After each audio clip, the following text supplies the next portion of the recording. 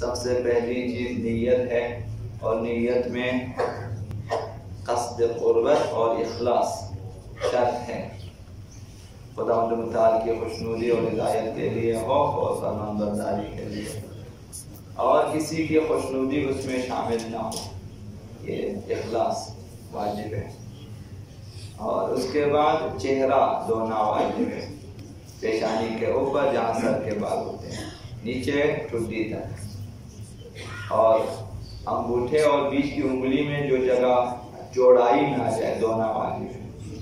اور یہ بھی عرض کیا اوپر سے نیچے کی طرف دھونا واجب ہے۔ اس میں دقت کرنے کی ضرورت ہے کہ جب بھی آپ ہاتھ پھیرے اوپر سے نیچے کی طرف پھیرے، مسلسل نیچے سے اوپر کی طرف یا گلائی میں یا جو ہے کراس نہ دھولیں، اوپر سے نیچے کی ٹھڈی کی طرف، پیشانی کی طرف سے ٹھڈی کی طرف دھولیں، یہ واجب ہے۔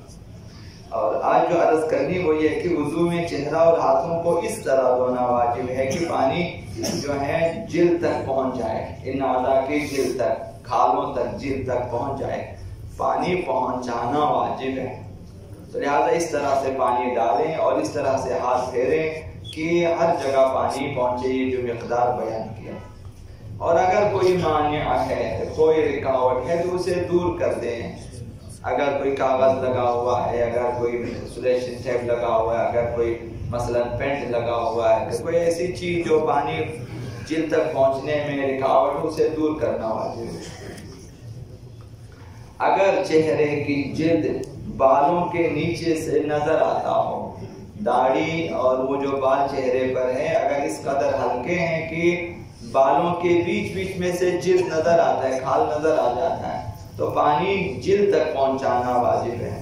اور اگر داڑھی گھنی ہے اور بال زیادہ ہے اور جلد نظر نہیں آتا تو بالوں کا اوپر کا حصہ دھونا کافی ہے، نیچے جلد تک پانی پہنچانا واجب نہیں ہے۔ اوپر پانی ڈالیں، بس دھولیں اوپر سے، یہ بالوں کے اوپری حصے کو دھونا کافی ہے۔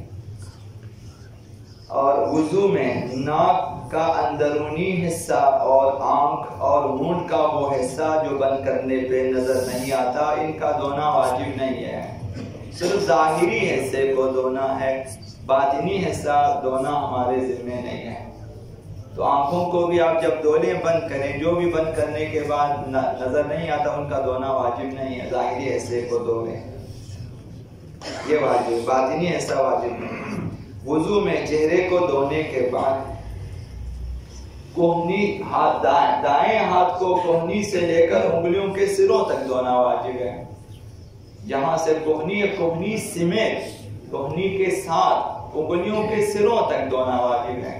جب آپ ہاتھ پھیریں گے تو ہاتھ پھیرتے پھیرتے انگلیوں کے سروں تک بھی ہاتھ پھیرنا چاہیے۔ وہ جو پانی آپ ڈالیں گے وہ ہاتھوں کے ذریعے انگلیوں کے سروں تک پہنچانا واجب ہے، کلائی تک صحیح نہیں ہے، تو انگلیوں کے سروں تک۔ اور دائیں ہاتھ کے دھونے کے بعد بائیں ہاتھ کو بھی اسی طرح سے کوہنیوں کی طرف سے، کوہنیوں سمیت انگلیوں کے سروں تک دھونا واجب ہے۔ اب دونوں ہاتھوں کو اگر صرف کلائیوں تک دھو لیا تو وضو باطل ہے، ہاتھوں کی جوڑ تک دھو لیں اور ہاتھوں کو نہ دھو لیں صحیح نہیں، انگلیوں کے سروں تک دھونا چاہیے، مکمل کوہنی سے لے کر نیچے انگلیوں کے سروں تک دھونا واجب ہے۔ اور چہرے کی طرح ہاتھوں کا بھی کوہنیوں کی طرف سے انگلیوں کی طرف دھونا واجب ہے، یعنی اوپر سے نیچے کی طرف، جسم کے اوپر کا حصہ یہ نیچے کی طرف دھونا واجب ہے۔ نیچے سے اوپر اگر دھو لیں یہ بھی صحیح نہیں ہے کہ نیچے سے انسان اوپر کو دھو لیں، یا اس طرح سے دھو لیں زگزگ طریقے سے، یہ بھی صحیح نہیں ہے، یا پھر دونوں سائڈ پہ دھو لیں، اوپر بھی نیچے بھی، یہ بھی باطل ہے، صحیح نہیں ہے۔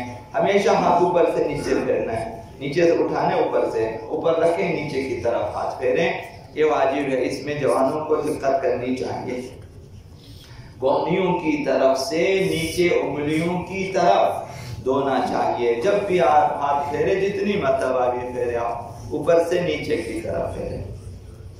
اگر اس طرح دھویا جائے کہ دیکھنے والا اور فن کہا جائے کہ اس نے اوپر سے نیچے کی طرف دھوئے، یہی کافی ہے اس حد تک۔ اگر نیچے کی طرف سے اوپر کی طرف دھویا جائے تو وضو باطل ہے، اور اسی طرح آدھا آدھا کریں، یہ بھی باطل ہے۔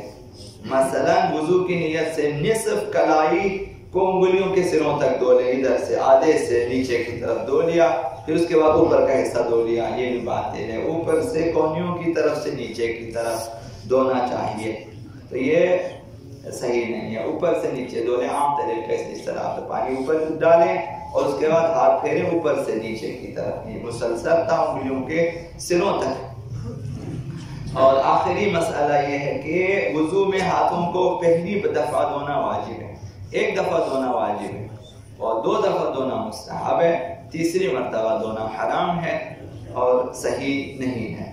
پہلی مرتبہ دھونے سے مراد کیا ہے کہ جتنا پہلی دفعہ دھونے کے لیے پانی چاہیے آپ ڈالیں، ایک چلو بعض لوگوں کے لیے ایک چلو کافی ہو جاتا ہے، بعض لوگوں کے لیے 2 چلو ڈالنا پڑتا ہے، بعض لوگوں کے دونوں طرف ڈالنا پڑتا ہے کہ ہاتھ مثلا یا بڑا ہے یا موٹا، ایک طرف ڈالیں آدھے حصے پہ پانی آ جائے مثلا، پھر مطمئن اور دوسری طرف بھی ڈالیں۔